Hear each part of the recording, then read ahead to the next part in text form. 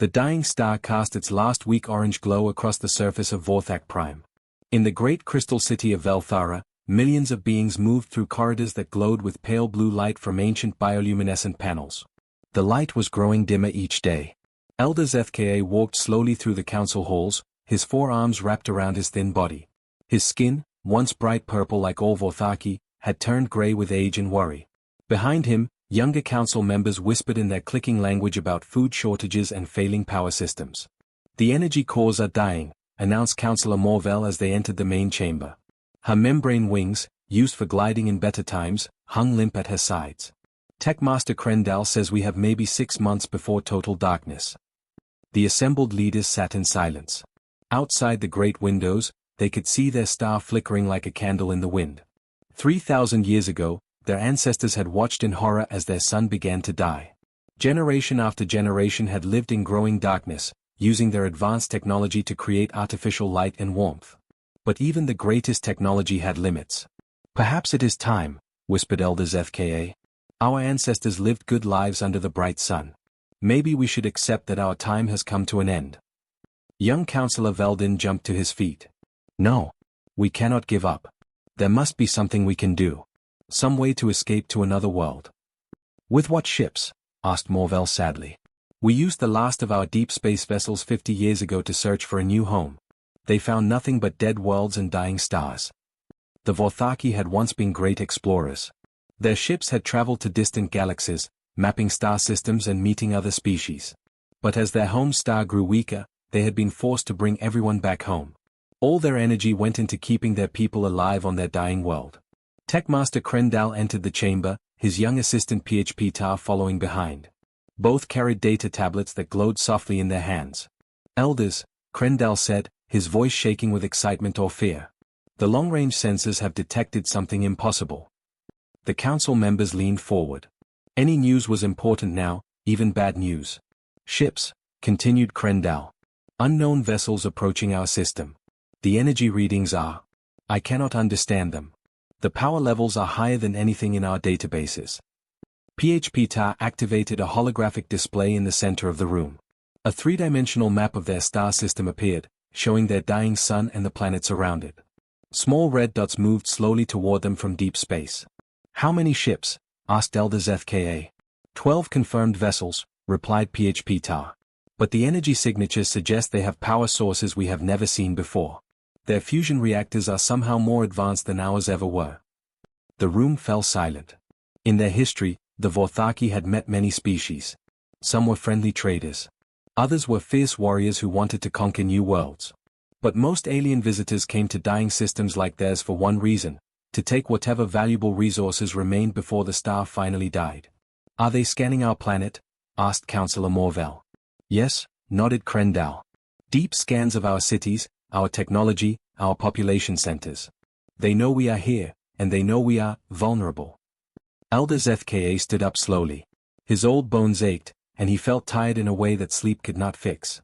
He had lived through 90 years of watching his world slowly die. He had seen friends and family pass away, knowing their children would inherit an even darker world. Prepare what defenses we have left, he said quietly. If these strangers come to steal from us in our final days, we will not make it easy for them. But even as he spoke, ZFKA knew their defenses were weak. Their weapons were old, designed for a time when they had energy to spare. Their shields were powered by the same failing systems that barely kept their cities alive. Wait, called out PHP Tar, studying his instruments with confusion. The alien ships, they are not approaching in attack formation. They are moving slowly, broadcasting on multiple frequencies. What kind of signals? Asked Krendal. I am not sure.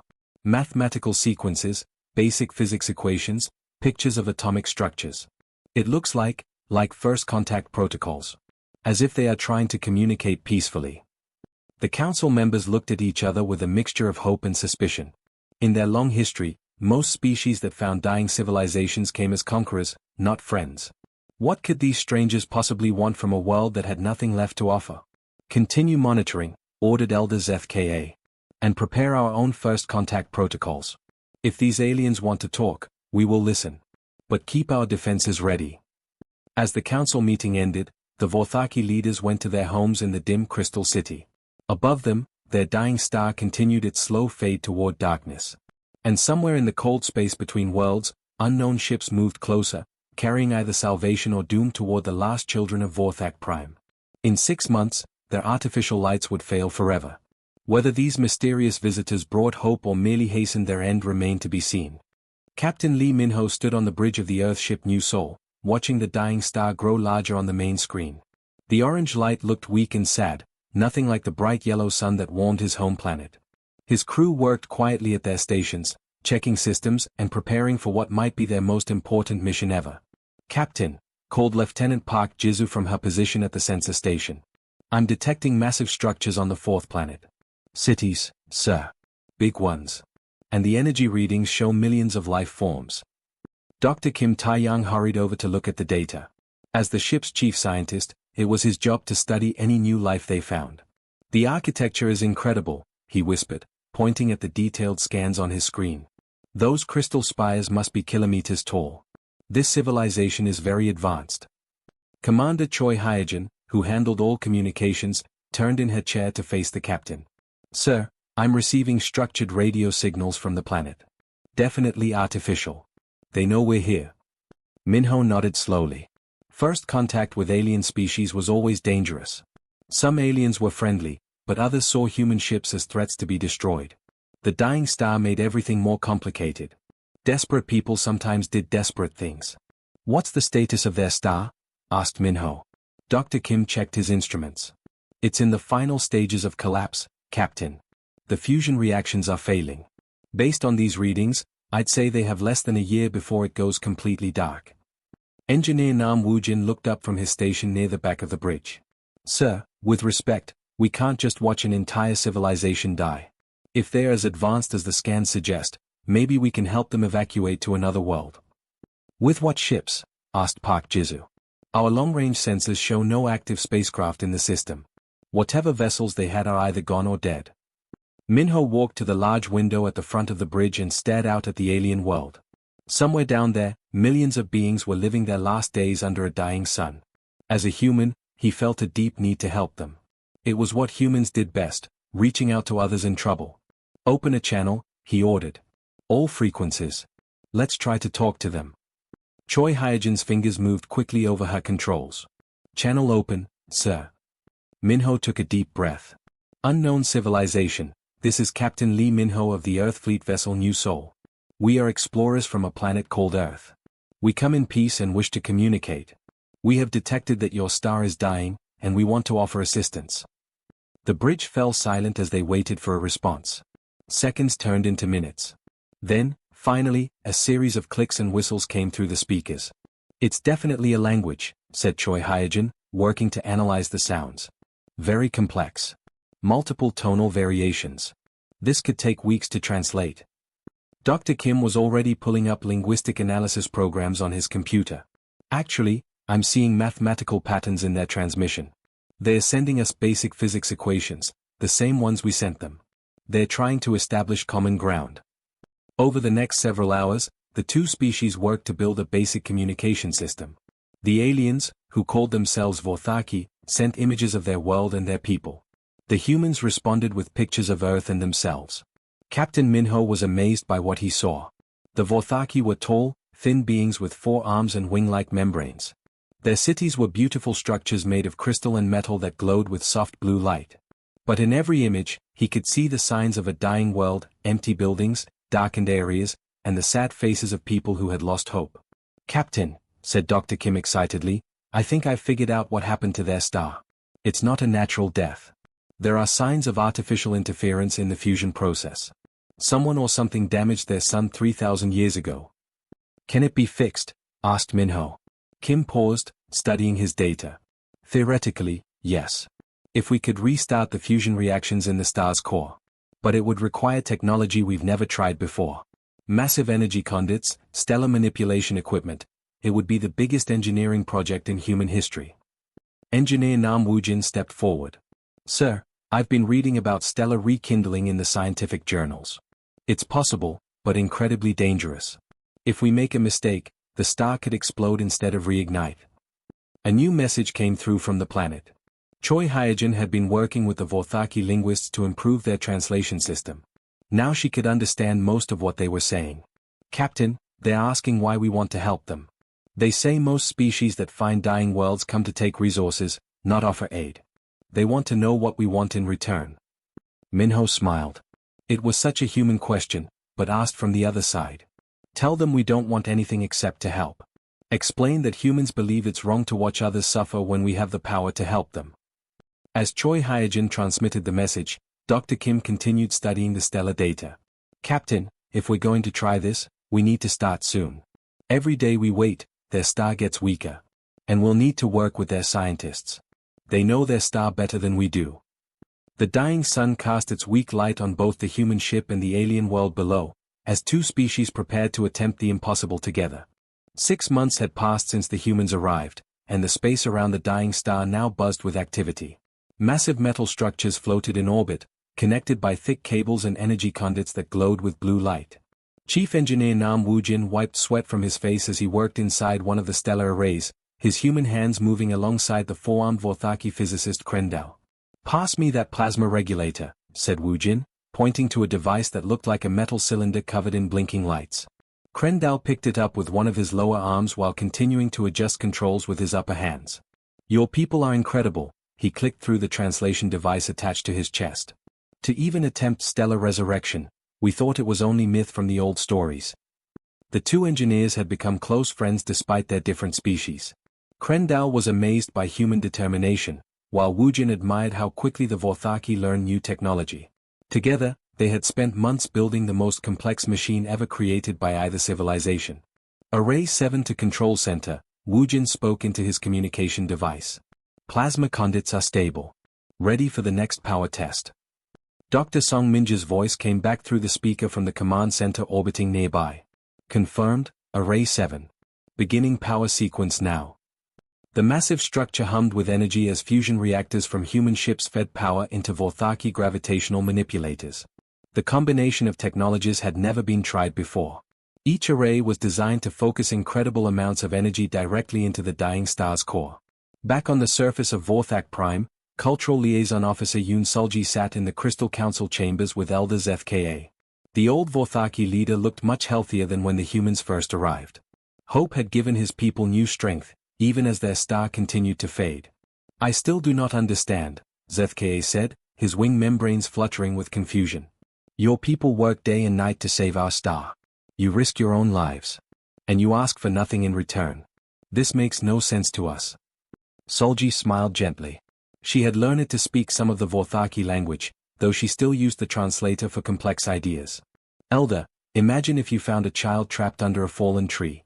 Would you ask the child to pay you before helping? Of course not, replied ZFKA. But that is different. That is just. Just what comes naturally, finished Solji. That's how humans see this. Your people need help, and we can provide it. It's really that simple. Meanwhile, in the orbital command center, Dr. Song Minji coordinated between 12 different work teams. Human engineers and Vorthaki scientists worked together at every station, their different ways of thinking creating solutions neither species could have found alone. Control, this is Array 12, came a voice over the communication system. We're showing power instabilities in the gravitational focus beam. The energy keeps fluctuating. Dr. Kim Tae-young looked up from his stellar analysis station. Array 12, try reducing the power flow by 15%. The star's magnetic field is stronger in that sector. The work was incredibly complex. Each array had to be positioned perfectly around the dying star. The energy beams had to hit the star's core at exactly the right angle and power level. Too little energy, and nothing would happen. Too much, and the star might explode, destroying both civilizations. Young Vorthaki technician PHP Ta worked alongside human Lieutenant Park Jizu to monitor the star's reactions to their tests. The fusion reactions are showing small improvements, he reported excitedly. The hydrogen burning is increasing in sectors 4 and 7. That's good news, said Park Jizu, checking her instruments. But we need much more improvement across the entire core. The star is still losing more energy than it's producing. Captain Lee Minho walked through the command center, stopping to check on different teams. The pressure was enormous. If they failed, an entire civilization would die. If they made a critical error, the resulting explosion could destroy human ships as well. "Captain," called Dr. Song Minji from her coordination station. "All arrays are reporting ready status. We've completed every test we can think of. The question is, are we ready to try the full activation sequence?" The bridge fell quiet. Everyone knew this was the moment of decision. 4 months, they had been building and testing, preparing for this one attempt. They would only get one chance. If it failed, there wouldn't be time to build new equipment before the Vorthaki star died completely. "What's the risk assessment?" asked Minho. Dr. Kim Tae-young consulted his calculations. 6 to 7% chance of successful stellar reignition. 28% chance of no effect. 5% chance of catastrophic stellar collapse. "Those aren't great odds," muttered Engineer Nam Woojin over the communication system from his position in Array 7. "They're the best odds the Vorthaki have had in 3,000 years, replied Captain Minho firmly. "And if we don't try, they have 0% chance of survival." Elder Zethka's voice came through from the planet's surface. "Captain Minho, my people are ready. We have lived in darkness for so long that even the possibility of light again fills our hearts with joy. Whatever happens, we thank you for giving us hope." Minho looked around at his mixed crew of humans and Vorthaki working together at their stations. "All arrays, prepare for full stellar rekindling sequence. This is it, everyone. Let's bring back the light." The countdown had begun. In the orbital command center, Dr. Song Minji watched her screens as all 12 stellar arrays reported ready status. Her hands shook slightly as she prepared to give the final activation command. Around her, human and Vorthaki crew members held their breath. T-60 seconds to full activation, she announced over the communication system that connected all the ships, arrays, and the planet below. On the surface of Vorthak Prime, millions of Vorthaki gathered on rooftops and in public squares, looking up at their dying star. Elder Zethka stood on the highest tower of the Crystal City, surrounded by his people. Children who had never seen real sunlight pressed close to their parents, excited and scared. 30 seconds, called Dr. Song Minji. In Array 7, Engineer Nam Woojin made final checks on the plasma conduits alongside his Vorthaki partner Krendao. The massive energy channels glowed brighter than ever before, ready to pour incredible amounts of power directly into the star's failing core. "All systems green," reported Woojin into his communicator. "Ready for activation." Similar reports came from all 11 other arrays positioned around the dying star. Each one was aimed perfectly at the star's center, waiting to fire concentrated beams of energy that would hopefully restart the fusion reactions that had kept the star burning for billions of years. 10 seconds, announced Dr. Song Minji. 9, 8, 7. Captain Lee Minho gripped the railing of the command center, watching the main screen that showed their target star. It looked so weak and orange, barely giving off enough light to see. In just moments, it would either blaze back to life or die forever. 3, 2, 1, activate. Dr. Song Minji pressed the activation button. Instantly, 12 brilliant beams of energy shot out from the arrays, converging on the dying star like spears of light. The beams were so bright that the automatic filters on all their viewing screens activated to protect their eyes. For several seconds, nothing seemed to happen. The star continued to flicker weakly as massive amounts of energy poured into its core. Dr. Kim Tae-young monitored his instruments, watching for any sign of change in the fusion reactions deep inside the star. "Core temperature rising," he reported, his voice tight with concentration. "Fusion rate increasing by 12%, 15%, 20%. But then something went wrong. Warning lights began flashing on control panels throughout the command center. The energy beams started to fluctuate wildly, and the dying star began to pulse in an unstable rhythm. "We're getting cascade resonance in the stellar core," shouted Dr. Kim Tae-young. "The fusion reactions are building too fast. If this continues, the star could explode." Engineer Nam Woojing's voice crackled over the communicator from Array 7. "Control, we're showing massive power surges in all plasma conduits. The energy feedback is overloading our systems." Dr. Song Minji's fingers flew over her controls, trying to stabilize the energy flow. "All arrays, reduce power by 30%. We need to slow down the reaction." But it was too late. The stellar cascade had begun. Deep inside the dying star, fusion reactions that had been dormant for centuries were suddenly firing all at once. The star's brightness increased dramatically, then began to pulse like a giant heartbeat. On Vorthak Prime, the gathered crowds watched in terror as their star grew brighter and brighter. Some Vorthaki covered their eyes, afraid the star was about to explode and kill them all. Children cried and hid behind their parents. The magnetic containment fields are failing, reported Park Jizu from her monitoring station. Captain, we might need to evacuate all ships immediately. Captain Minho studied the readings on his screen. The star was definitely unstable, but something about the energy patterns looked familiar. Dr. Kim, are those fusion reactions stabilizing or accelerating? Dr. Kim Taeyang stared at his instruments in amazement. I'm not sure, Captain. The reactions are incredibly chaotic, but they are starting to form a pattern. It's like the star is trying to remember how to burn properly. Suddenly, Krendel's voice came through from Array 7. Control Center. I recognize this pattern from our ancient stellar engineering texts. This is not an explosion sequence. This is stellar restart syndrome. The star is fighting to reignite itself. The pulsing grew faster and more intense. The dying orange star began to shift color, becoming brighter yellow with each pulse. The energy readings showed fusion reactions spreading throughout the entire stellar core, not just the areas where the human beams were focused. All arrays, maintain current power levels, ordered Captain Minho. Let the star do what it needs to do. Then, in a moment that would be remembered forever by both species, the star suddenly blazed with brilliant white light. The cascade resonance smoothed into stable fusion reactions, and for the first time in 3,000 years, the star of the Vorthak system burned with the strength of its youth. On the planet below, Elder Zethka fell to his knees as true sunlight touched his face. Tears streamed down his purple cheeks as he felt warmth he had only heard about in ancient stories. All around him, millions of Vorthaki were crying, laughing, and singing in their clicking language. The light, whispered Elder Zethka. The blessed light has returned. Lieutenant Commander Choi Hyojin monitored the flood of communications from the planet's surface. Captain, I'm receiving thousands of transmissions from Vorthak Prime. Songs, prayers, celebrations. They're so happy they can barely speak coherently. The reborn star painted everything in golden radiance as both humans and Vorthaki celebrated together the miracle they had accomplished. 1 year had passed since the great star blazed back to life, and the crystal city of Velthara looked completely different. Where once dim blue lights had struggled to illuminate dark corridors, brilliant natural sunlight now streamed through tall windows. The Vorthaki people moved with energy and purpose that had been missing for 3,000 years. Ambassador Jung Hanna walked through the rebuilt council chamber, amazed by the transformation. The crystal walls sparkled like diamonds in the sunlight, and flowering plants from the Vorthaki homeworld grew in gardens that had been dark and empty just months before. She was here for the most important diplomatic meeting in human history. Elder Zethka entered the chamber, his purple skin now bright and healthy instead of the pale gray it had been when they first met. Behind him came dozens of other Vorthaki leaders, all carrying data tablets and ceremonial gifts.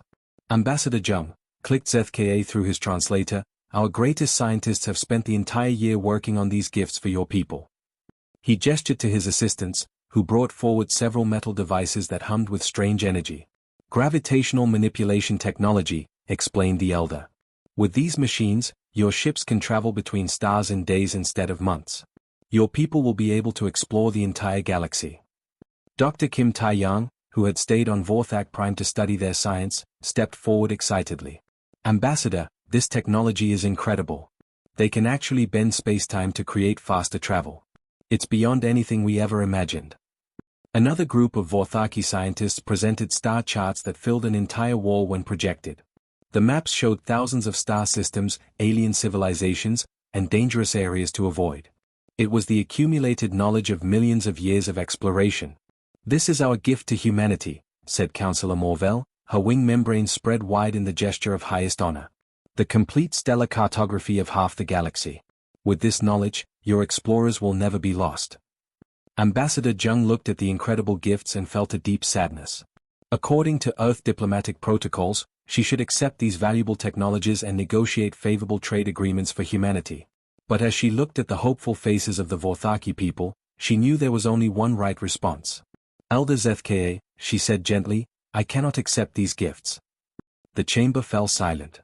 The Vorthaki leaders looked confused and worried. Had they somehow offended their human saviors? We cannot accept payment for what we did, Jung continued. Helping others when they are in trouble is not something humans do for reward. It's simply who we are. To accept these gifts would make it seem like we saved your star because we wanted something in return.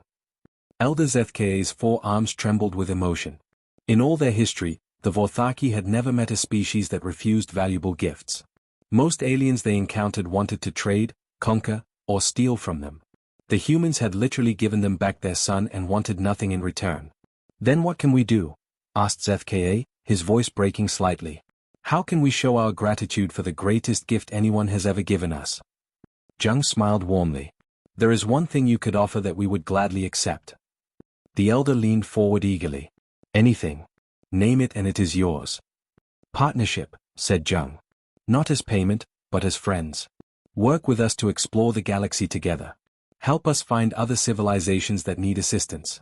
Let's use your knowledge and our determination to bring light to dark places across the stars." The Vorthaki leaders looked at each other with growing excitement. This was better than any trade agreement or resource exchange. The humans were offering them purpose again, a chance to be explorers and helpers instead of just survivors. Young Councillor Veldin stood up, his membrane wings quivering with enthusiasm. "Yes. We accept this partnership gladly. Together, our peoples can accomplish things neither could do alone." 6 months later, the first joint human Vorthaki colony ship Lightbringer prepared for launch from the orbital shipyards above Vorthak Prime. The massive vessel combined the best of both technologies. Human fusion reactors powered Vorthaki gravitational drives, while human determination merged with Vorthaki scientific knowledge. Engineer Nam Woojin worked alongside his partner Krendal in the ship's engine room, making final adjustments to the hybrid drive systems. The two had become so close that they could communicate with just gestures, their friendship transcending the differences between their species. "First destination confirmed," announced Captain Lee Minho from the bridge. Admiral now, he commanded a fleet of mixed human and Vorthaki vessels. The Kepler sector. Long-range sensors detect 3 dying civilizations in need of assistance. Elder ZKA, now serving as the Vorthaki ambassador to the joint fleet, stood beside the admiral on the bridge. "My people are ready, Admiral Lee. For 3,000 years, we lived in darkness and despair. Now we can help others avoid that same fate." As the Lightbringer engaged its revolutionary drive system and disappeared into the folded space between stars, 2 very different civilizations had become one powerful force for hope in the galaxy. They carried with them the most important lesson humanity had taught the Vorthaki, that sometimes the greatest strength comes not from advanced technology or military might, but from the simple willingness to help others in their darkest hour. Somewhere in the distant Kepler sector, dying worlds waited for salvation, not knowing that light was already coming toward them across the vast darkness of space.